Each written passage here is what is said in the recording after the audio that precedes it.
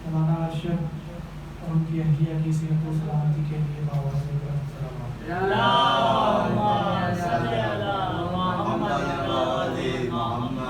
تمام مومنات جو بیمار ہیں مریض ہیں ان سب کی شفا یابی کے لیے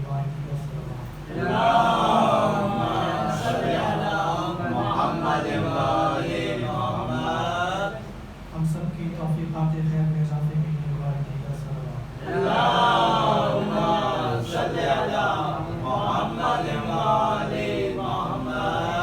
اعوذ باللہ من الشیطان اللعین الرجیم بسم اللہ الرحمن الرحیم الحمد للہ الذی لا یبلغ مدحته القائمون ولا يؤتي نعماء العادون ولا يؤدي حقه المجتهدون الذي لا يبرده بعد الهمم ولا يناله غوث الفتن الذي ليس لصفته حد محدود ولا نعت موجود ولا ضبط معدود ولا أجل ممدود فطر الخلائق بقدرته ونشر الرياح برحمته وابتدى بالصخور ميدان أرضه وصل على جميع الأنبياء والمرسلين سيما خاتمهم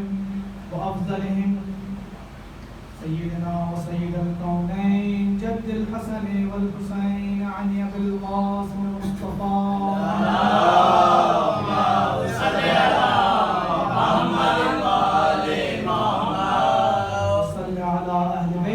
الطيبين الطاهرين المعصومين المنتجبين وأما بعد فقد قال الله تبارك وتعالى في كتاب المجيد والفرقان الحميد أعوذ بالله من الشيطان الرجيم وإنك لعلى خلق عظيم سلام اللهم صل على محمد وآل محمد قابل ستائش ہے خداوند کہ جس نے ہمیں توفیق دی یہاں جمع ہو کر اس کے ذکر کو اجاگر کریں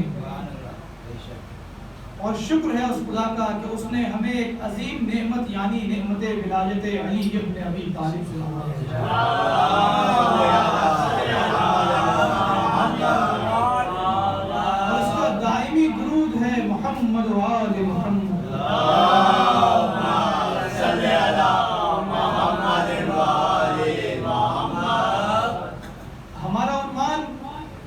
گزشتہ عشرے میں اسلام کا اخلاقی نظام رہا اور کل بھی اس پر گفتگو ہوئی اور یہ موضوع کافی وسیع ہے اس کا حق ادا نہ ہو سکا گرچہ ہم نے موضوع پر بات کی لیکن موضوع کافی وسیع ہے اور اس پر ہم نے گفتگو کی کہ اللہ تبارک و تعالی ارشاد فرما رہا ہے جو رب عظیم ہے وہ فرما رہا ہے رسول خدا کو کہ تو عظیم اخلاق کا مالک ہے اب ہم جتنی بھی بات کر لیں عظمت نبی کے سامنے وہ قطرے سے بھی کمتر کی حیثیت ہے ہم لوگ جب کسی کو القابات دیتے ہیں کسی کو بڑھانے کی کوشش کرتے ہیں ہم لوگ غلوف کرتے ہیں غلوف کر جاتے ہیں خصوصاً ہمارے معاشرے میں مختلف القابات سے نوازا جاتا ہے کسی کو قبلہ کسی کو کعبہ کسی کو وکیل زہرا کسی کو شہنشاہ مصائب کسی کو سفیر اعظم کسی کے آگے جو ہے حجت الاسلام کسی کے آگے قمی کسی کے آگے نجبی جب تک لکھا نہیں جائے گا لوگ آئیں گے نہیں تو ہم یہاں پر بڑھانے کے لیے القاب دیتے ہیں لوگوں کو القاب سے نوازتے چلے جاتے ہیں لیکن ان القابات کا کیا فائدہ جب ہے عظمت جب ہے وہ لقب دے جن کی زبان میں غلوب کا شائبہ نہ ہو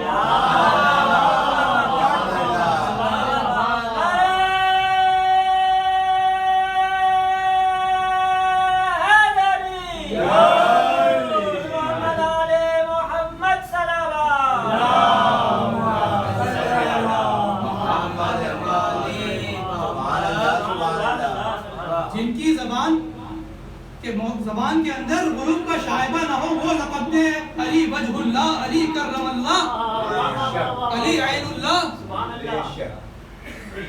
علی سیف اللہ، علی اسد اللہ الغالب، علی ابن ابی طالب۔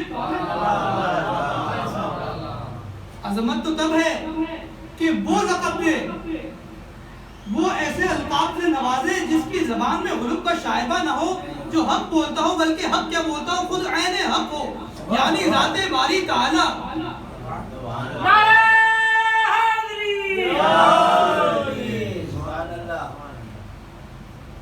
وہ ذات کبریائی جس کی تعریف کرے اس کو محمد مصطفیٰ کہا۔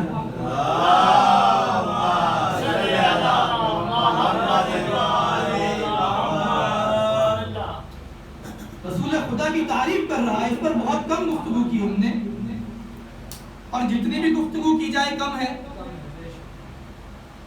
کہ رسول کی عظمت، اخلاقی عظمت کیا تھی، اس پر میں قرآن سے ہی گفتگو کرنا چاہوں گا، کیونکہ اللہ نے فرمایا ہے کہ ان کا اخلاق بہت عظیم ہے، تو اللہ کیا صفات بیان کر رہا ہے اس کو بیان کریں گے، کیونکہ روایات تو کافی بعد میں نقل کی گئی۔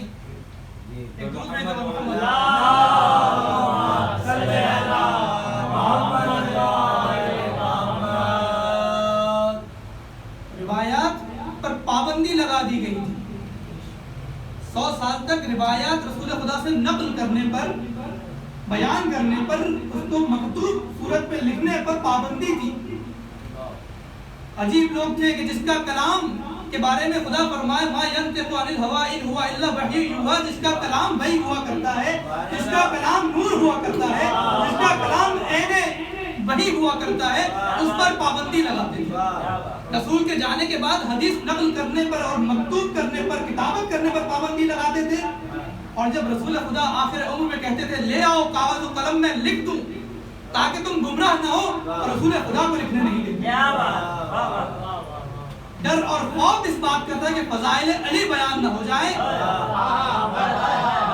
اور دشمنان اہل بیت لعنت، فضائل علی بیان نہ ہو جائے۔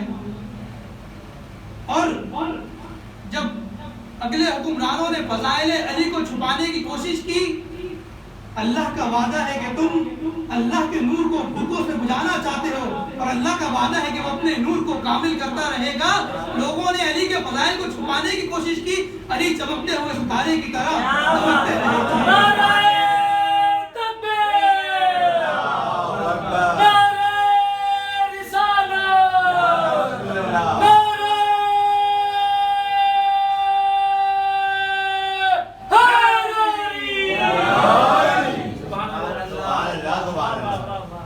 وقت میں قلت ہے، میں جلد از جلد بیان کر رہا ہوں جو صفات قرآن نے بیان کی ہیں۔ پہلے یہ آیت ان اللہ و ملائکتہ یصلون علی النبی یا ایھا الذین آمنوا صلوا علیہ وسلموا تسلیما، اللہم صل علی محمد و آل محمد، کہ اللہ کی صلوات جو ہے محمد پر دائمی ہے، پیغمبر اکرم پر مضارع کا صیغہ استعمال ہوا ہے۔ اب یہ صلوات کیا ہے، صلی کے معنی کیا ہے، قرآن سے ہی رجوع کرتے ہیں۔ قرآن دوسرے مقام پر فرماتا ہے ولا صدق فلا صدق ولا صلی وکذب وتولی، صدق یعنی تصدیق کرنا، اس کے مقابلے میں کذب تکذیب کرنا، صلی کے مقابلے میں آیا ہے تولی یعنی منہ پھیر لینا، اور صلی کے معنی ہے اپنا رخ اس کی جانب کر لینا۔ اللہ کی صلوات محمد پر ہے، نبی پر ہے، اس کے معنی یہ ہے اللہ نے اپنا رخ نبی کی طرف کیا، اللہ نے اپنی رحمت کا، اللہ نے اپنی نعمت کا، اللہ نے اپنی نصرت کا رخ نبی کی طرف موڑ دیا ہے، اللہ نے اپنی رحمت کا، اللہ نے اپنی محبت کا رخ فاطمہ کی صورت میں نبی کی طرف موڑ دیا ہے، اللہ نے اپنی نصرت کا چہرہ علی کی صورت میں نبی کی طرف موڑ دیا ہے، اللہ نے اپنی نعمت کا چہرہ حسنین کی شکل میں نبی کی طرف کیا، اور صلوات کے معنی یہ ہیں، جب آگے کہتے ہیں ہم لوگ ایک لفظ استعمال کرتے ہیں بھیجے، اس کا مطلب بھیجنا نہیں ہوتا. جب آپ کہتے ہیں اللہم صلی علی محمد و آل محمد، کہ اے اللہ اپنی نعمتوں کو، رحمتوں کو محمد و آل محمد کی جانب رکھ. اور اللہ کہہ رہا ہے میں نے اپنا چہرہ، اپنی رحمتوں کا رخ ان کی جانب کر دیا ہے. اے مومنوں تم بھی اپنا رخ ان کی جانب کرو. اب درود کے معنی یہ ہے جب آپ صلوات بھیجتے ہیں کہ اے اللہ تو اپنی رحمتوں کا، اپنی نعمتوں کا، اپنی نصرتوں کا چہرہ ان کی جانب کر، اور میرا چہرہ دل، میری روح کو ان کی جانب موڑ دے تاکہ میں ان کی تعلیمات سے استفادہ کر سکوں. امام زمان علیہ السلام باواز بلند صلوات.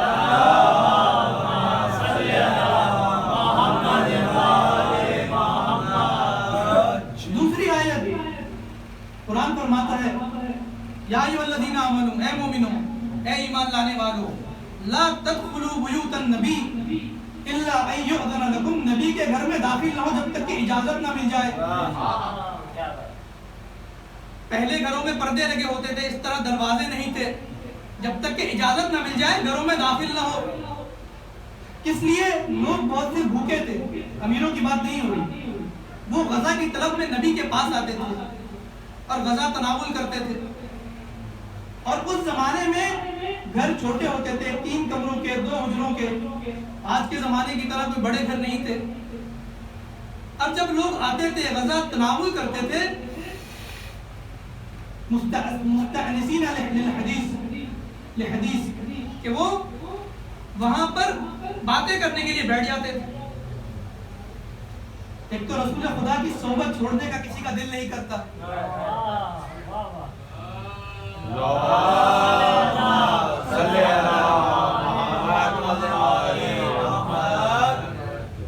تو وہاں پر بیٹھ کر باتیں کرتے تھے، گپیں مارتے تھے. اب رسول خدا جب گھر میں جگہ کم ہے، ظاہر اذیت ہوتی تھی، گھر والوں کو مشکلات ہوتی تھی، لیکن رسول خدا کی اخلاقیات یہ تھی، رسول خدا کچھ کہتے نہیں تھے اس پہ.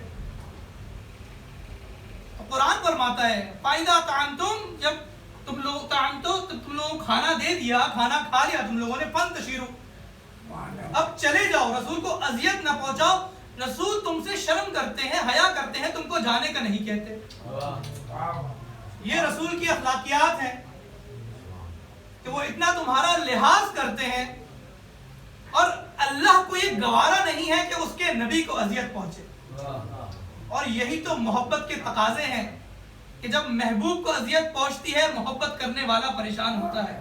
یہی وجہ ہے کہ حدیث موجود ہے کہ رسول خدا نے فرمایا عجب محبت ہے کہ جس نے فاطمہ کو اذیت پہنچائی اس نے مجھے اذیت پہنچائی. جس نے فاطمہ کو ناراض کیا اس نے مجھے ناراض کیا. جس نے مجھے ناراض کیا اس نے پروردگار کو ناراض کیا. جس نے فاطمہ کو ناراض کیا اس نے پروردگار کو ناراض کیا. اہل بیت کے دشمنوں پہ لعنت. اب جب قرآن کے اس مقامات پر انسان پہنچتا ہے تو اس پر یہ واضح ہوتا ہے کہ جب کبھی توحید کی بات آتی ہے، پروردگار کی بات آتی ہے، تو یہ ہستیاں چاہتی ہیں کہ پروردگار کا نام چمکتا رہے، اس کی عظمت اجاگر ہوتی رہے. اور جب ان پر کوئی اذیت آتی ہے تو پروردگار کو گوارا نہیں ہوتا.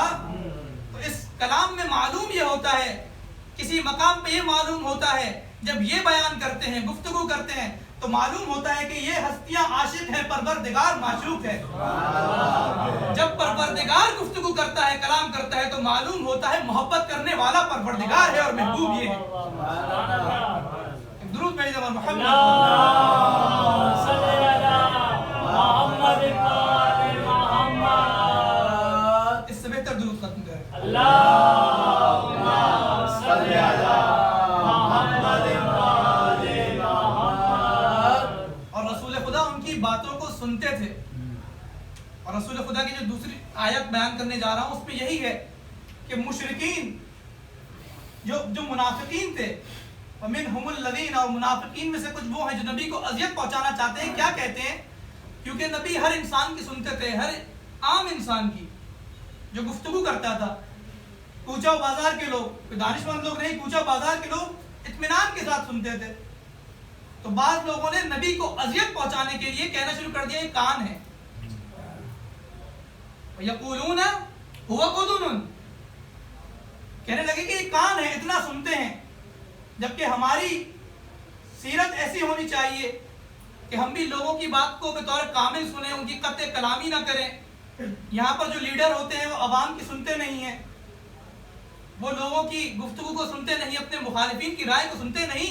جب مشرکین نے، منافقین نے یہ کہا کہ وہ اذن، یہ کان ہے ان کو اذیت پہنچانے کے لیے، تو اللہ فرماتا ہے، آگے اللہ جواب دیتا ہے، رسول کا جواب دینے کی ضرورت نہیں پڑتی. اللہ فرماتا ہے قل اذن خیر لکم، یہ وہ کان ہے جو تمہارے لیے بھلائی ہے، تمہارے لیے خیر ہیں. یہ سنتے ہیں تو تمہارے لیے خیر ہے، یہ کلام کرتے ہیں تو اس میں تمہارے لیے ہدایت ہے. یہ اٹھتے ہیں تو اس میں تمہارے لیے بھلائی ہے، یہ بیٹھتے ہیں تو اس میں تمہارے لیے بھلائی ہے، کیونکہ یہ نور مجسم ہے. درود بھیج دو محمد.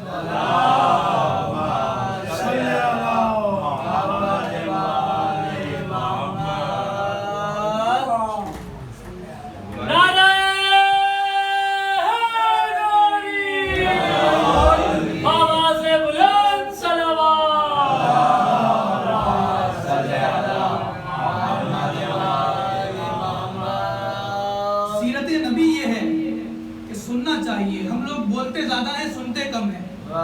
4 کتابیں پڑھ لیتے ہیں تو اپنے آپ کو ایسا عقل کل سمجھتے ہیں کہ کسی کی گفتگو سننے کو تیار ہی نہیں ہوتے. ہمیں بولنے کو کوئی اور بولے ہی نہیں. لیکن سیرت محمد مصطفیٰ مختلف ہے. درود بھیج دو محمد.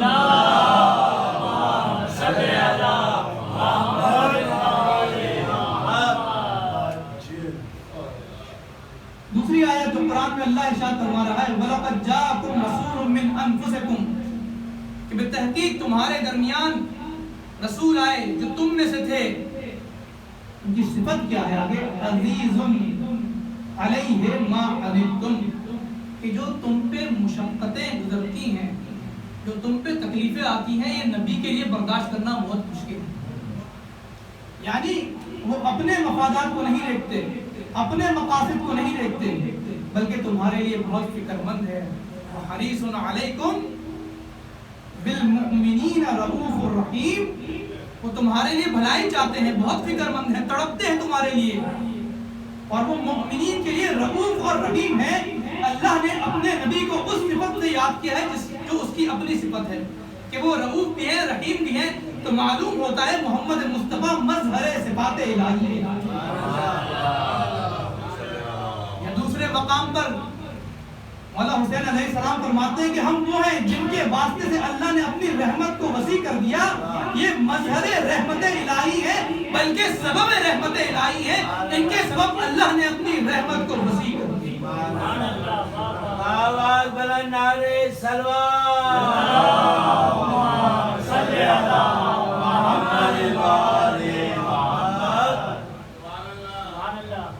بس اپنی گفتگو کو میں تمام کر رہا ہوں. آخری صفت ہے کہ اللہ فرماتا ہے محمد رسول اللہ والذین معہ اشداء علی الکفار والرحماء بینہم. اس قدر نرم ہے تمہارے لیے، اس قدر چاہتے ہیں تم لوگوں کو، اس قدر حریص ہیں تمہاری نیکی کے لیے، تمہاری بھلائی کے لیے، حتیٰ کہ وہ اتنے پریشان ہوتے ہیں، اتنے محزون ہوتے ہیں کہ اللہ فرماتا ہے فَلَعَلَّكَ بَاخِعٌ نَفْسَكَ عَلَىٰ آثَارِهِمْ، کہ اے رسول اگر یہی ہمارا انجام دیتے رہے، ایمان نہ لائے، تو کیا آپ اس کے غم سے، اس کے اندوہ سے اپنے آپ کو مار ڈالیں گے؟ اتنا لوگوں کو چاہتے ہیں. لیکن یہی نبی، یہی رسول جو اس قدر مومنین کے لیے نیک جذبات رکھتے ہیں، اشداء علی الکفار، جب کافر حربی کے سامنے جو آزادی کو سلب کرنا چاہتا ہے اس کے مقابل میں کھڑے ہوتے ہیں تو مضبوطی کے ساتھ کھڑے ہوتے ہیں. اور یہی صفت مولائے متقیان امام علی علیہ السلام کی نظر آتی ہے.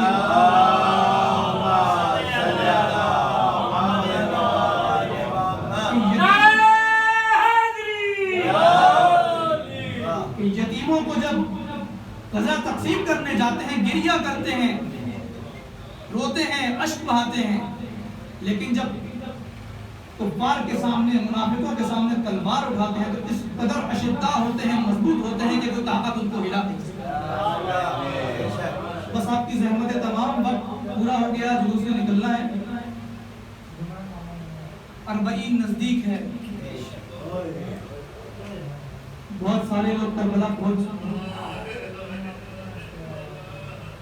ہمیں توفیق نہ ہوگی اس سال جا سکتے، کاش ہم بھی جا سکتے ہیں، وہاں جاتے 40 میں پرسہ اگر ہوتے، پرسہ پیش کرتے، 40 روایت ہے، 40 پہ جاتے مولا کو پرسہ پیش کرتے، وہ حسین جو تنہا کھڑا تھا سر دشت کربلا میں، آج اس کے ساتھ ہزاروں کا مجمع دکھائی دیتا ہے۔ جناب جابر صحابی رسول پہلے زائر ہیں امام حسین علیہ السلام کے قبر امام حسین کے۔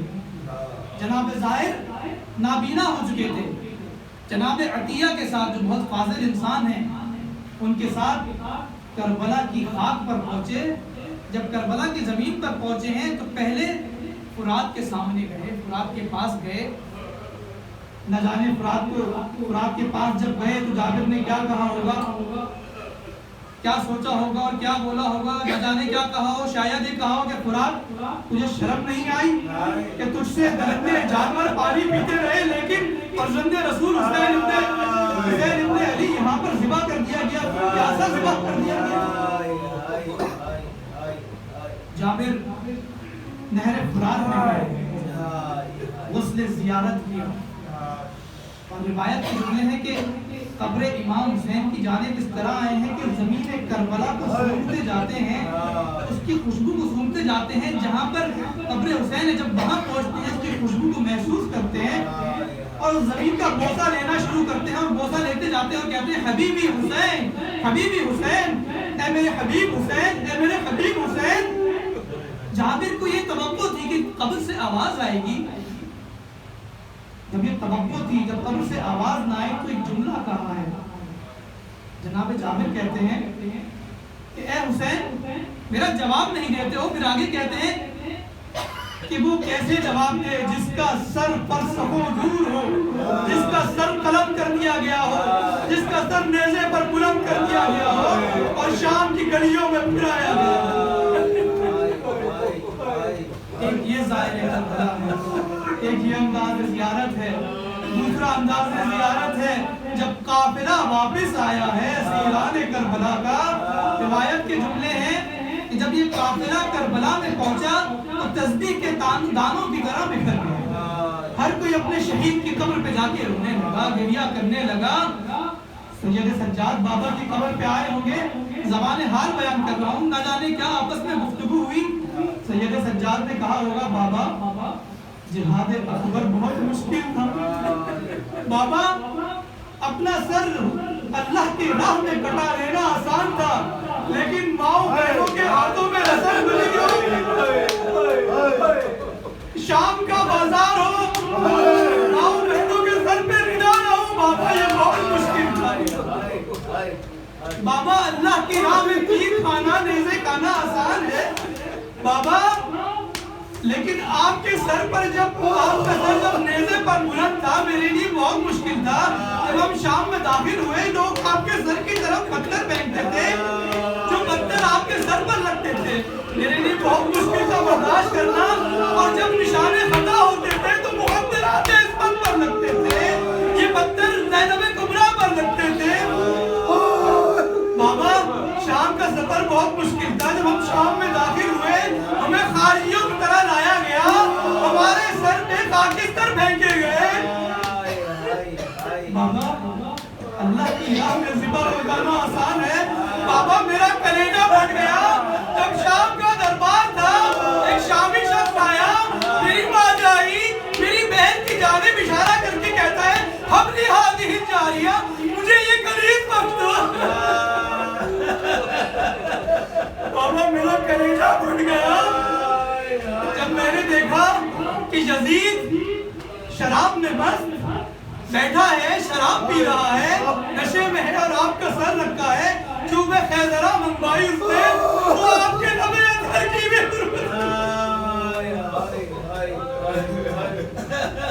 جناب رباب علی اصغر کی قبر پہ گئی ہوں گی کہا ہوگا بیٹا معاف کرنا میرے بچے معاف کرنا میرے پاس دودھ نہ تھا تجھے سیراب کرتی میرے بچے معاف کرنا میں تجھے چھوڑ کے نہ جاتی لیکن مجبور تھی مجھے رسم باندھ کر تازیانے مار کر لے میرے بچے مجھے معاف کرنا تیری ماں جب مر گئی تھی جب تیری ننھی لہد دیکھی تیرا لاشا اس ننھی لہد کے اندر رکھا اور سرزمین کربلا کی گرد نے تیری لاش کے اوپر ڈال دی گئی سید سجاد نے دیکھا یہ عالم ہے کہ لوگ اس طرح رو رہے ہیں کوئی بھی زندہ نہیں بچے گا اجازت دی امر کیا کہ سب مدینے کی طرف روانہ ہوں ابھی امر ہوا تھا کہ فاطمہ بنت حسین امام حسین کی بیٹی اپنے بابا کی قبر کی طرف دوڑتے ہوئے آئی اور گریہ کرنے لگی بکا کرنے لگی فریاد کرنے لگی وا محمد وا علی اور کہنے لگی اے کربلا ہم اپنی امانت ہم اپنے جسم کے ٹکڑے تیرے حوالے کر کے